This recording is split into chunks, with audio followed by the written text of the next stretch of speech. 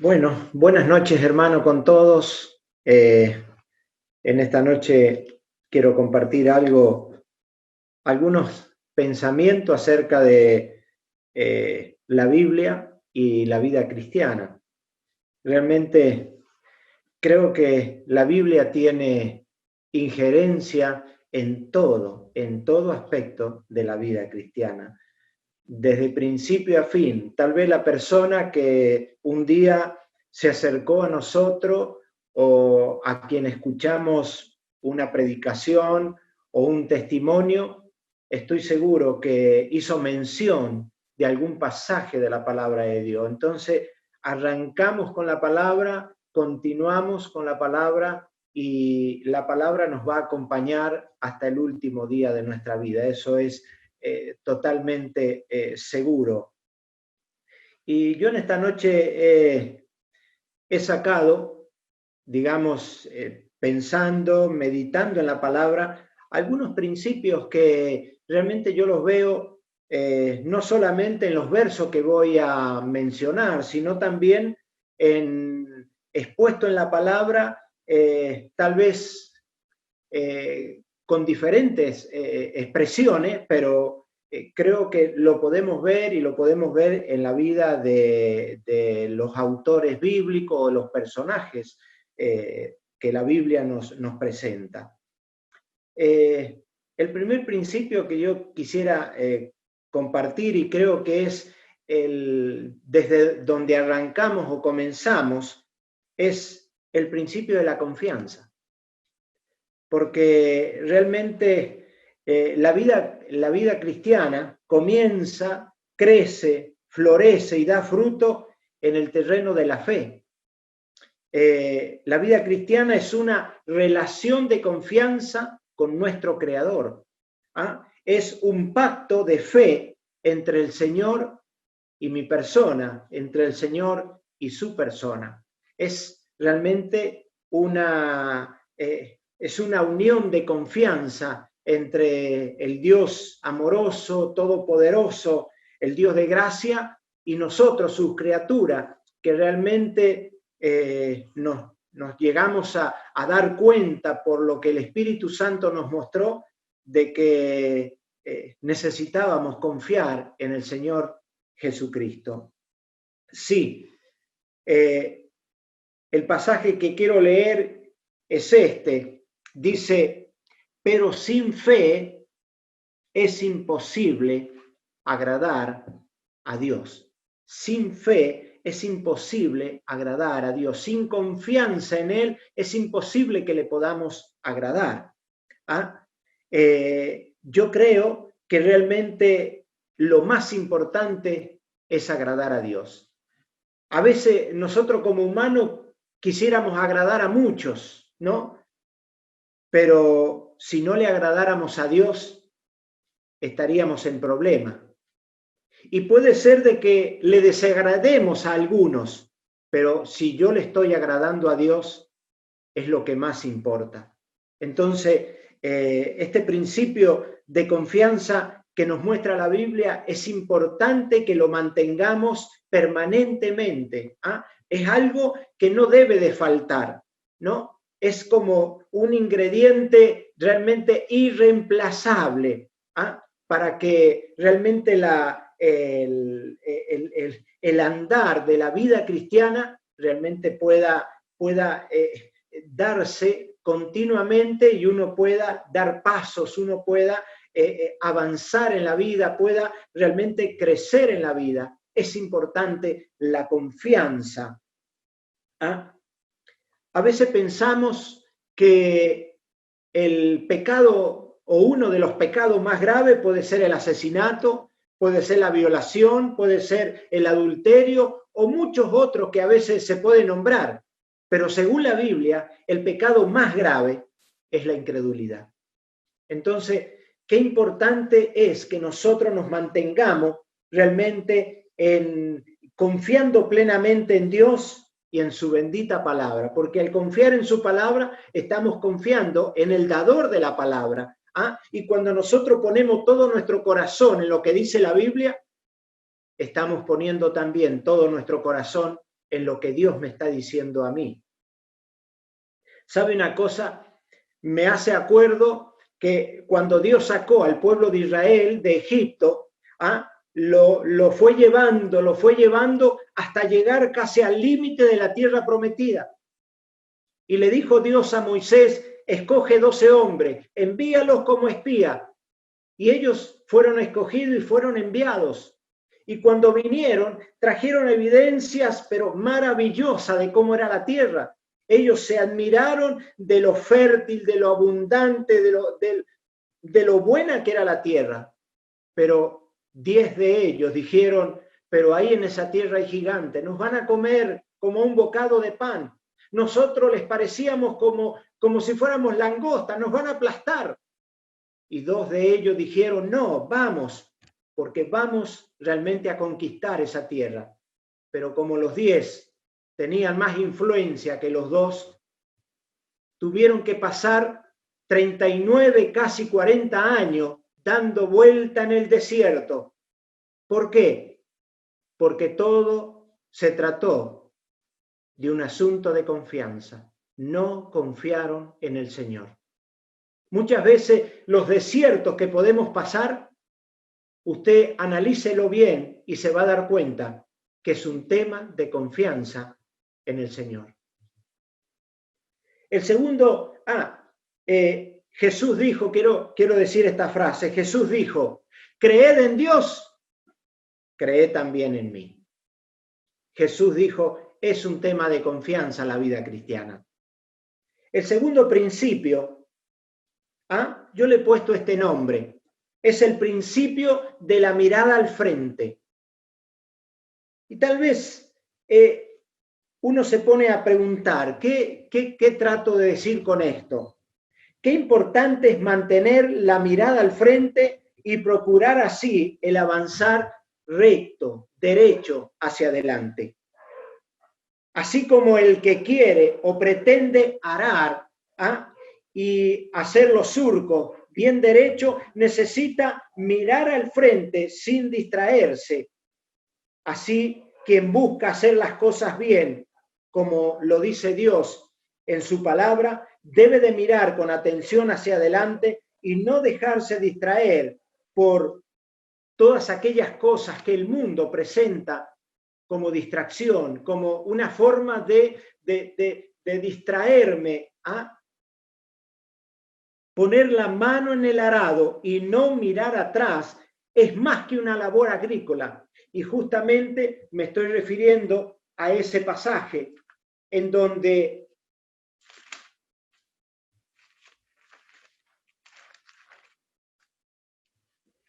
el Señor Jesucristo le dijo a un grupo de personas, Señor, yo te voy a seguir, pero déjame primero hacer esto, déjame primero estar con mi familia, déjame primero despedirme, déjame primero enterrar a mi padre.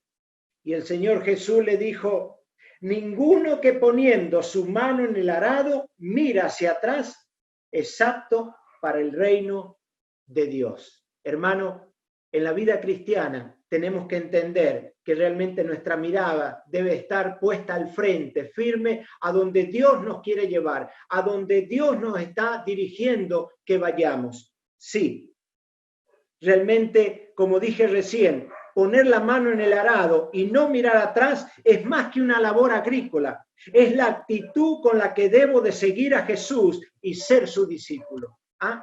Una vez que uno pone la mano en el arado, no puede mirar atrás. Yo he visto a personas arar terrenos grandes y realmente una de las cosas que más, digamos, uno podía notar era que en verdad estaban los bueyes adelante o los caballos y ellos ponían la mano en el arado y lo agarraban firme, tratando de llevar la línea recta para hacer un buen surco, porque si no, realmente el animal podía causarle algún tipo de daño si miraba para otro lado.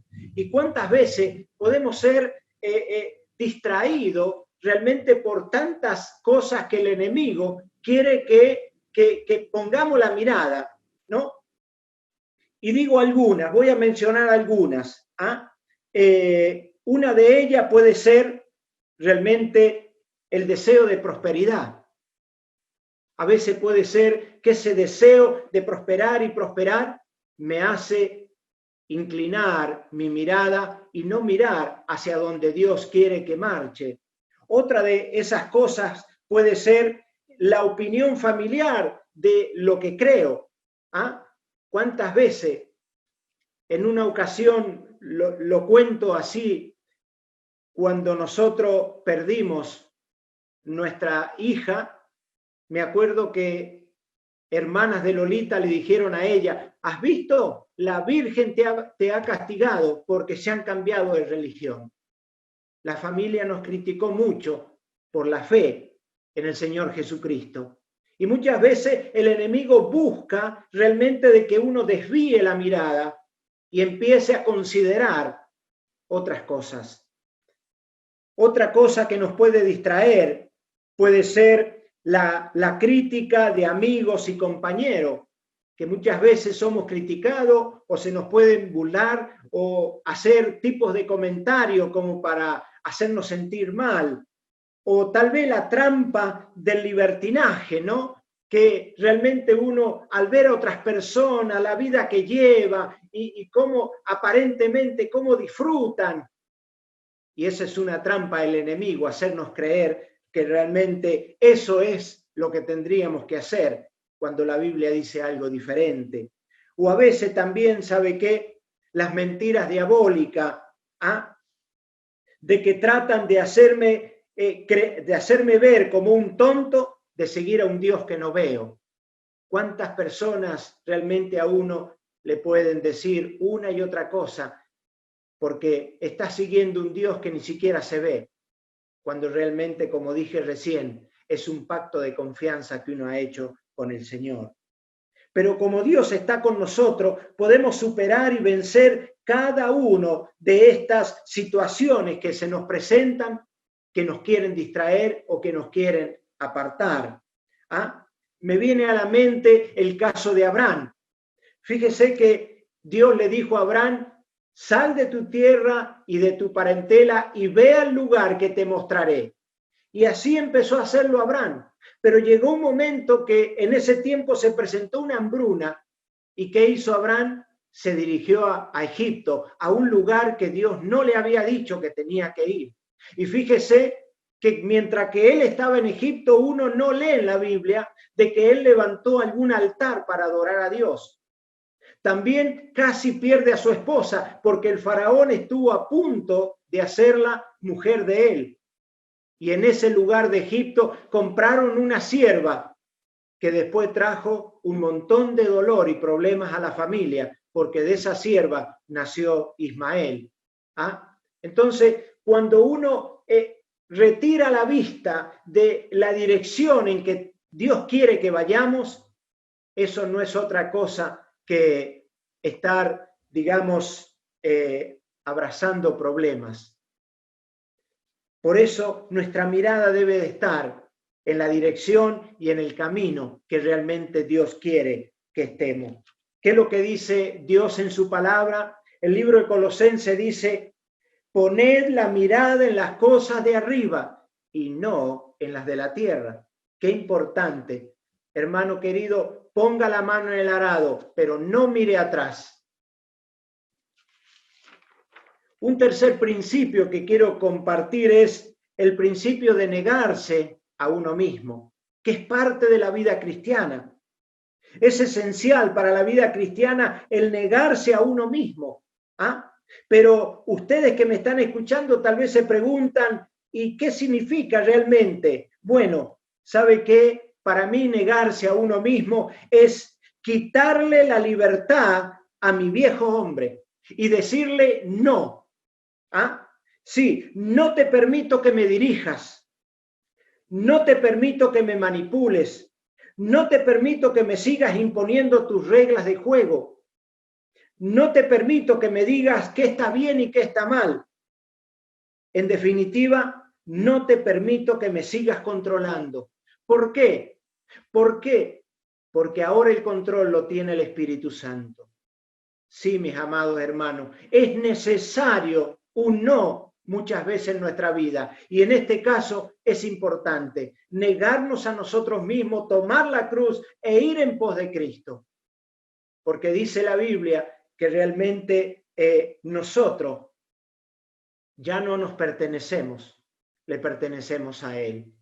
Y ahora el que guía y dirige nuestra vida ya no somos nosotros, es Él. Qué importante es esto. Cuando el Espíritu Santo tomó el control de la vida de Pedro, ya no fue más el hombre que negara a Jesús, sino que proclamó con valentía y con gozo realmente el nombre de Jesús en el pueblo, tanto a la gente como a los líderes de la ciudad. Cuando el Espíritu Santo tomó el control de la vida de Juan, ya no fue más aquel que decían hijo del trueno. La Biblia lo muestra como el apóstol del amor. Cuando el Espíritu Santo tomó el control de la vida de Pablo, ya no fue más el perseguidor de la iglesia, sino que fue aquel que predicó y proclamó a judíos y a gentiles de que Jesucristo era el Mesías prometido y que Él era Dios. Sí, mi hermano, los tres pudieron negarse a sí mismos porque en verdad, por un lado, tomaron realmente esa decisión de dejar que Dios guíe sus vidas y por otro lado, el Espíritu Santo también hizo su labor en sus vidas. ¡Qué maravilloso! El cuarto principio quisiera mencionar es el principio de la adoración. Sí, quisiera leer un pasaje que dice así: mas la hora viene y ahora es cuando los verdaderos adoradores adorarán al Padre en espíritu y en verdad, porque también el Padre tales adoradores busca que le adoren. Dios es espíritu y los que le adoran en espíritu y en verdad es necesario que adoren. Adorar es exaltar, reconocer los atributos de Dios, su grandeza, su divinidad, su poder, su persona maravillosa e incomparable. Este principio me dice a mí y le dice a usted que somos llamados para adorar al único y santo Dios. Sí, realmente desde el momento en que fuimos creados, Dios ya tenía un propósito. Fuimos creados para adorar a nuestro Dios. Sí, es importante. Dice el libro de Juan que Dios busca tales adoradores. Qué importante. Dios busca ese estilo de vida, un estilo de vida de adoración. Y a veces uno ha reducido esto de la adoración a estar en la casa del Señor, cantar, alabarle con las manos, con la voz, con la expresión, con el júbilo. Y esa es una manera de adorar a Dios. Hay muchas otras. Sí, adoramos a Dios cuando oramos. Por eso es tan importante, hermano, que nos reunamos para orar. Por eso es tan importante que nos reunamos para poder realmente invocar el nombre del Señor. Porque mientras que estamos orando, no solo hacemos una petición, no solo agradecemos, sino que lo estamos adorando. Estamos reconociendo no solamente lo que ha hecho, sino quién es Él para mí y cuánto vale que Él esté en mi vida. También adoramos cuando cantamos. Adoramos a Dios cuando damos, cuando lo hacemos con generosidad, con libertad. Adoramos a Dios cuando servimos. No importa el tipo de servicio. Usted puede estar sirviendo en algo muy sencillo o tal vez en un evento, un proyecto, algo muy grande. Pero sabe, Dios no ve la magnitud del servicio, Él ve el corazón que uno está poniendo en cada cosa que hace y que le sirve a Él. También adoramos a Dios cuando damos testimonio. Qué importante es dar testimonio. Mire, cuando el endemoniado gadareno es libertado por Jesús, aquel hombre le pide a Dios, a Jesús le dice, Señor, llévame contigo. Pero la respuesta de Jesús realmente nos hace pensar, porque Él le dice, no, ahora vuelve a los tuyos y cuéntale cuán grandes cosas ha hecho Dios por ti. Mire, el testimonio es eso, contar lo que Dios ha hecho, contar lo que Dios está haciendo. Y sabe, todas las personas podrán negarle muchas cosas, pero algo que nunca podrán negar es su propio testimonio. Nunca, porque el testimonio nace del corazón y de la vivencia que usted ha tenido o está teniendo. También adoramos a Dios cuando somos agradecidos con Él.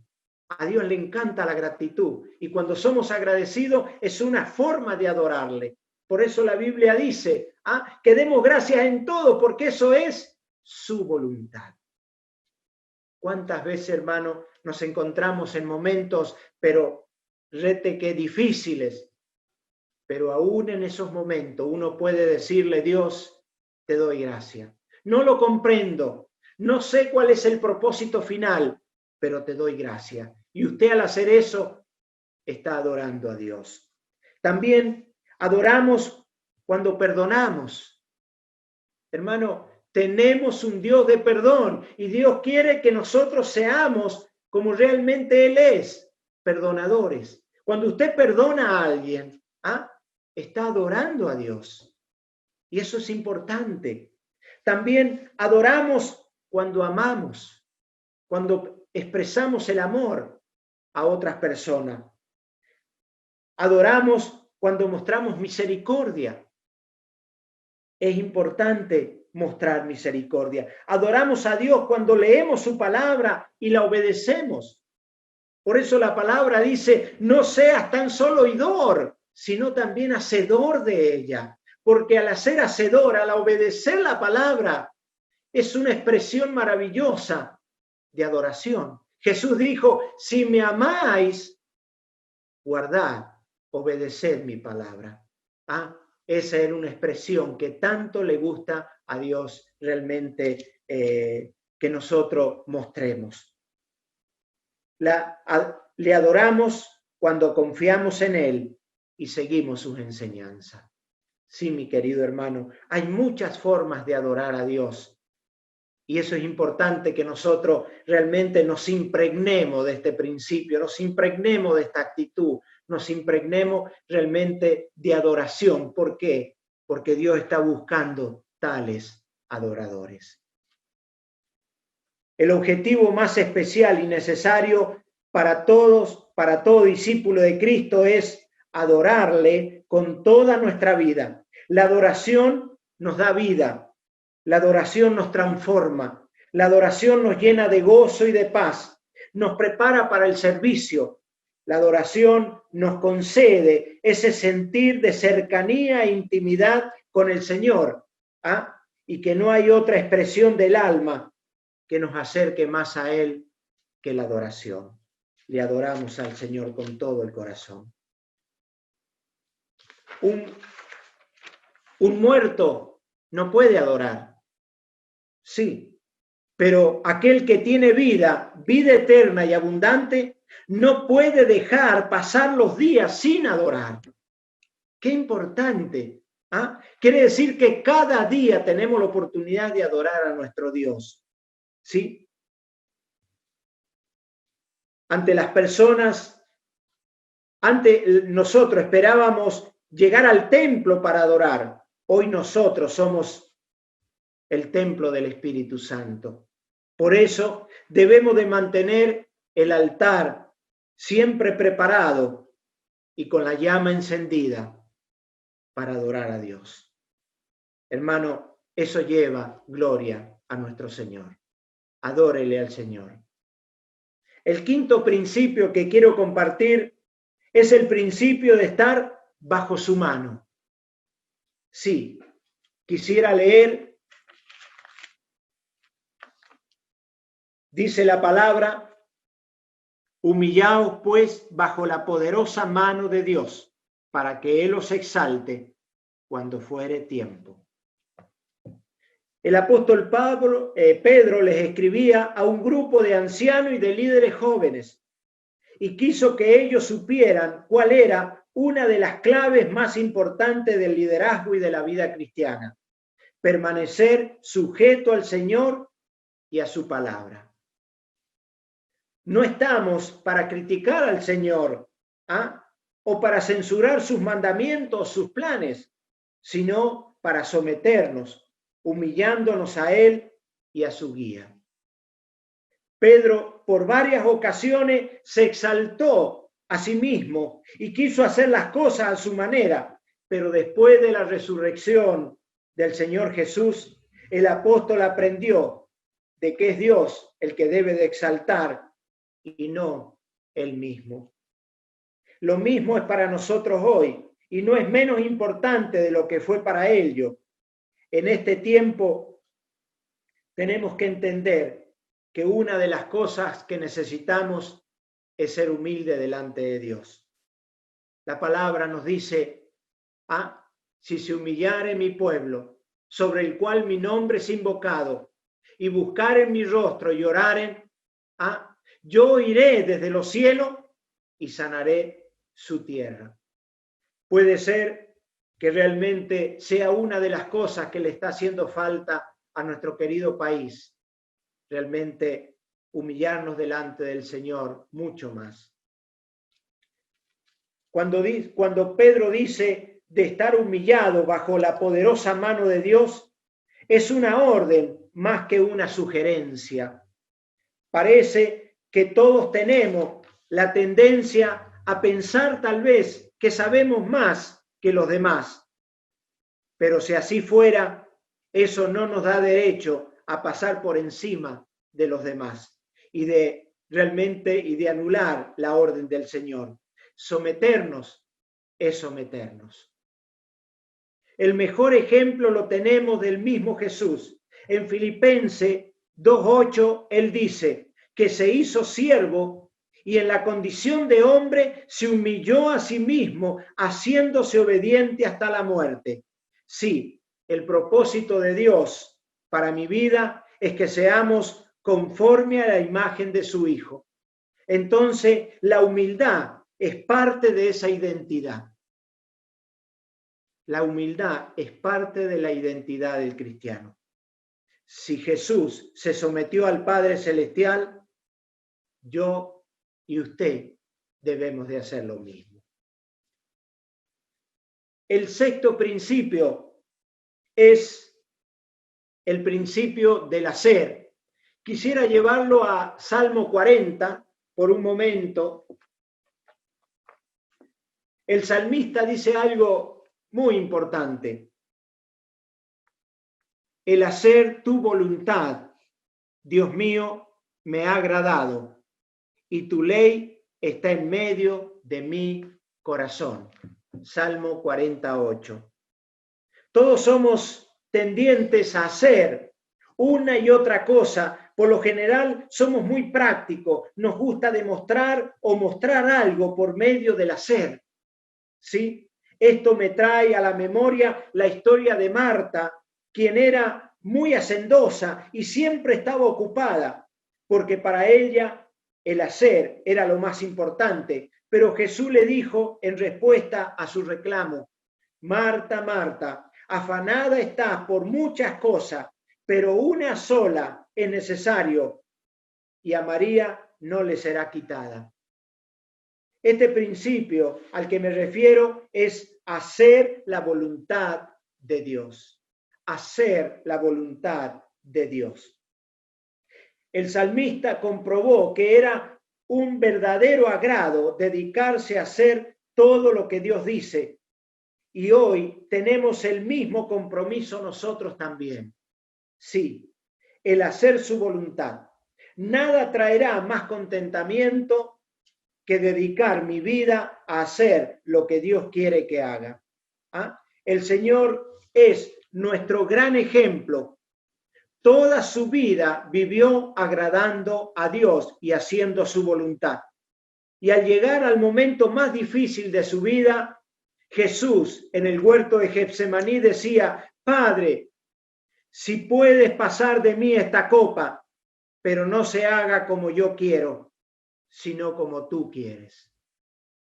Él estuvo dispuesto a que se haga la voluntad de Dios, aunque eso le costaba dolor y sufrimiento. ¿Cuántas veces tratamos de convencer a Dios y decirle qué es lo que más nos conviene? Señor, esto quiero, esto creo que es lo mejor. Me parece que esto es lo que yo realmente necesito. Pero Dios es amoroso y paciente y nos hace entender que no es nuestra voluntad, sino su voluntad la que debe de llevarse a cabo en cada una de nuestras vidas. Sí, realmente es importante. La palabra de Dios nos muestra que intentar hacer nuestra voluntad es un acto de rebeldía a Dios, pero también es una luz roja que nos presagia problemas.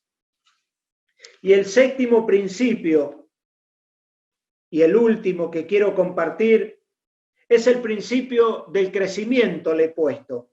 Y quisiera leer Juan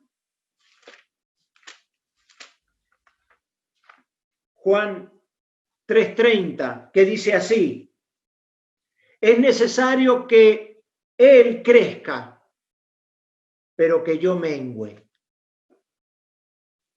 La Biblia dice, es necesario que Cristo crezca y que yo mengüe. Todo creyente que nace de nuevo debe de tener como meta crecer, pero ahora es diferente, ya que al nacer de nuevo le pedimos a Jesús que venga a vivir a nuestro corazón. Entonces Él desde ahí nos guiará para que nuestra vida sea diferente, ya que el impacto de nuestras vidas no está en el parecido, está en la diferencia. Sí, y para eso debemos de dejar de luchar contra Dios y dejar a Jesús que viva su vida en nosotros. Por eso Juan el Bautista decía que Jesús debía de crecer y que él mismo menguar. Es importante dejarle realmente crecer. Pablo decía a los colosenses, haced morir lo terrenal en vosotros. Y la única manera de que eso pase es dejar de tratar de ser Dios en nuestra propia vida. Hay que dejarle a Jesús ser el Dios de nuestra vida. Sí, Él es nuestro Dios, nuestro Señor, nuestro Salvador, es nuestro formador, y para eso debo de menguar, para que Él crezca dentro de mí. Cristo va a crecer en mí cuando me toque amar a quien me resulte difícil. Muchas veces Dios nos pide amar a alguien que posiblemente es algo, llamémoslo así, no solo difícil, imposible.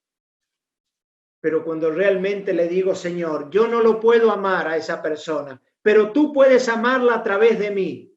¿Sabe? Cuando usted empieza a amar a esa persona, Cristo está creciendo dentro de usted.